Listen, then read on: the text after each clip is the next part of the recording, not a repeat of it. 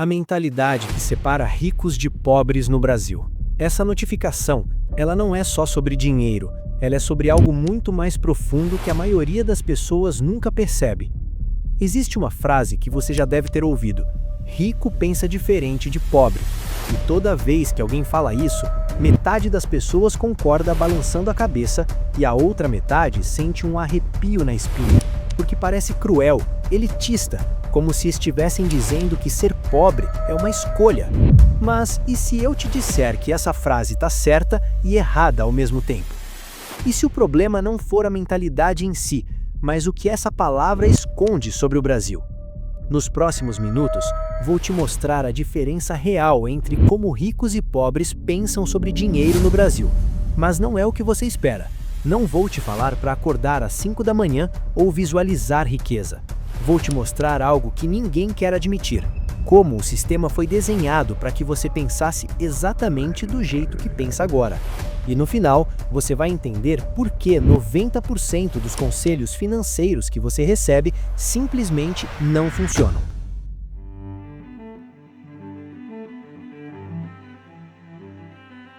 A origem do mito. Vamos voltar para 1994. O Plano Real acabou de ser implementado. A inflação que devorava salários de um dia para o outro finalmente foi controlada. Pela primeira vez em décadas, um brasileiro podia planejar o mês seguinte sem medo. E sabe o que aconteceu? Nada. Quer dizer, quase nada. A classe média conseguiu respirar, conseguiu comprar parcelado, conseguiu ter um carro, uma TV, um micro-ondas. Mas a distância entre ricos e pobres continuou crescendo. Por quê? O experimento mental. Imagina 2 bebês nascendo no mesmo hospital em São Paulo. Mesmo dia, mesma hora. Um nasce na maternidade particular, o outro no SUS. Mesma capacidade cognitiva, mesmo potencial. Agora avance 25 anos no tempo. O primeiro está decidindo se aceita uma oferta de emprego em Londres ou Singapura. O segundo está decidido a fazer Uber como renda extra no fim de semana para conseguir pagar o aluguel. A pergunta que a sociedade faz é: eles pensam diferente? E a resposta é: sim, claro que sim. Mas essa é a pergunta errada. A pergunta certa é: por que eles pensam diferente? A revelação incômoda. Aqui vai algo que ninguém quer falar em voz alta. A mentalidade não vem antes do dinheiro, ela vem depois. Você não fica rico porque pensa como rico. Você pensa como rico porque pode se dar o luxo de pensar assim. Deixa eu explicar. Parte 1. O custo cognitivo da pobreza. Em 2013, pesquisadores de Princeton e Harvard fizeram um estudo revolucionário.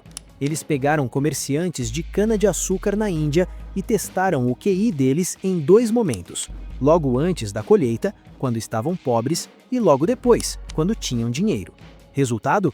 O mesmo grupo de pessoas teve uma diferença de 13 pontos no QI, o equivalente a perder uma noite inteira de sono todo dia. Mas espera, se você é pobre, você fica burro? Não, você fica cognitivamente ocupado. A teoria da largura de banda mental. Pensa assim: sua mente tem uma capacidade limitada de processamento, como a memória RAM de um computador. Quando você é pobre no Brasil, uma parte gigantesca dessa RAM está constantemente processando. Vai ter dinheiro para o aluguel? O arroz está acabando. Se o meu filho ficar doente, quanto custa a consulta? Dá para ir de ônibus ou preciso lamentavelmente pegar um Uber? A conta de luz vem essa semana. É como tentar rodar o Photoshop num computador com 50 abas abertas do Chrome. Enquanto isso, alguém com segurança financeira não usa a RAM mental pensando nisso. Sobra espaço para pensar em investimentos, networking, oportunidades, crescimento profissional, educação dos filhos. Não é que rico pensa melhor, é que rico tem espaço mental para pensar diferente. Parte 2. As 3 mentalidades e por que elas existem. Mentalidade de escassez versus mentalidade de abundância. Já percebeu que quando você está sem dinheiro, tende a fazer escolhas piores? Compra comida mais barata, mas menos nutritiva. Não vai ao dentista e o problema fica mais caro depois.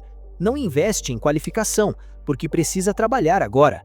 Isso não é burrice, isso é lógica de sobrevivência. O cérebro, em modo escassez, entra em modo emergência. Ele prioriza o curto prazo porque o longo prazo é um luxo que você não pode pagar. Enquanto isso, quem tem dinheiro pode pensar: vou investir 50 mil em um curso porque vai me dar retorno em 5 anos. Essa frase simplesmente não existe no vocabulário de quem precisa decidir entre pagar água ou luz. Mentalidade de propriedade versus mentalidade de acesso. Rico pensa: como eu posso ser dono disso? Pobre pensa: como eu posso ter acesso a isso?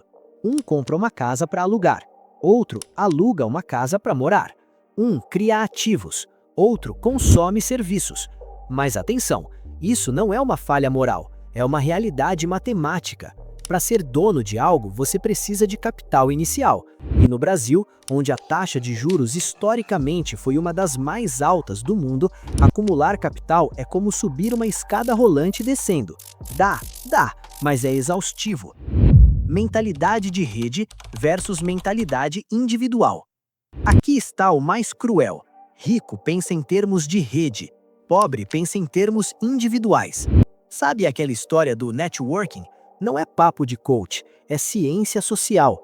Um estudo clássico do sociólogo Mark Granovetter mostrou que a maioria das oportunidades de emprego vem de laços fracos, conhecidos distantes, não amigos próximos. Quem tem acesso a círculos sociais diversos tem acesso a informações diferentes. Alguém te conta sobre uma oportunidade antes de virar edital público. Alguém te indica para uma vaga. Alguém te ensina um atalho que você nunca descobriria sozinho. Mas se você cresceu numa comunidade onde todo mundo está na mesma situação financeira que você, todo mundo sabe as mesmas coisas que você. A rede não se expande, a informação não flui. E não estou falando de falta de esforço, estou falando de acesso estrutural. Antes de seguir, deixe eu fazer um aviso rápido. Se em algum momento desse vídeo você se identificou com a dificuldade de juntar dinheiro, com a sensação de sempre correr atrás e nunca sair do lugar, saiba que isso não é falta de esforço.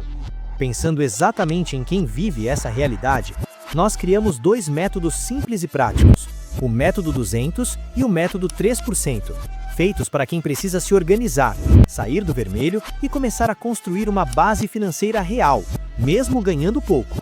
Se isso faz sentido para você, o acesso está no QR Code que aparece na tela. Agora, vamos continuar. Parte 3. O Brasil e suas armadilhas invisíveis. Agora vamos falar do elefante na sala. O Brasil tem peculiaridades que tornam essa diferença de mentalidade ainda mais brutal. A armadilha dos juros. No Brasil, Guardar dinheiro na poupança era, até pouco tempo atrás, mais rentável do que investir em pequenos negócios. Isso cria uma mentalidade de proteção, em vez de expansão. Rico aprende cedo que dinheiro parado é dinheiro perdendo valor. Pobre aprende que dinheiro investido é dinheiro em risco, porque historicamente foi. Quantas pessoas você conhece que perderam dinheiro em pirâmide, golpe, investimento garantido? A armadilha da educação financeira performática. No Brasil, tá cheio de conteúdo sobre educação financeira, livros, vídeos, cursos. E sabe qual é o problema? A maior parte desse conteúdo pressupõe que você já tem dinheiro para educar. Invista 30% do seu salário. Mas e se 100% do meu salário mal cobre as despesas? Diversifique sua carteira. Mas e se eu não tenho carteira?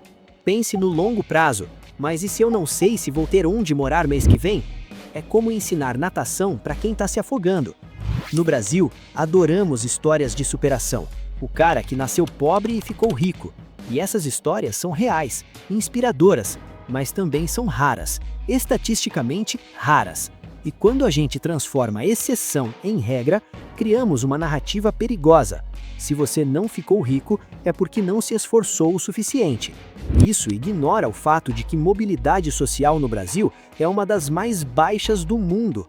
Um estudo da OCDE mostrou que no Brasil são necessárias 9 gerações para uma família de baixa renda alcançar a renda média. 9 gerações. Então não é só sobre mindset. Conclusão. Para virar o jogo. Então, se não é só sobre mentalidade, o que fazer? Primeiro, entender que você não é o problema. O sistema é desenhado dessa forma.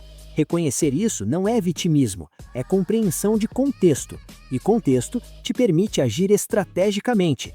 Segundo, use as ferramentas disponíveis para você, não as ferramentas dos gurus que estão 10 degraus acima.